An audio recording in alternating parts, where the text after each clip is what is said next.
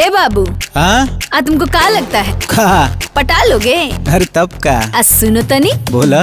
पटना की लड़की पटेगी नहीं, अच्छा दिल्ली की दिल बेटा देगी नहीं, काहे हो? आरा की लड़की आर पार कर देगी, दिलवा पे धाय धाय वार कर देगी, छपरा की लड़की तो फाड़ डालेगी, भलो ही जवानी अच्छा डालेगी। समझे? का लगता है पटा लोगे? सुनो, हम कारब न तोहरा से प्यारे बाबू,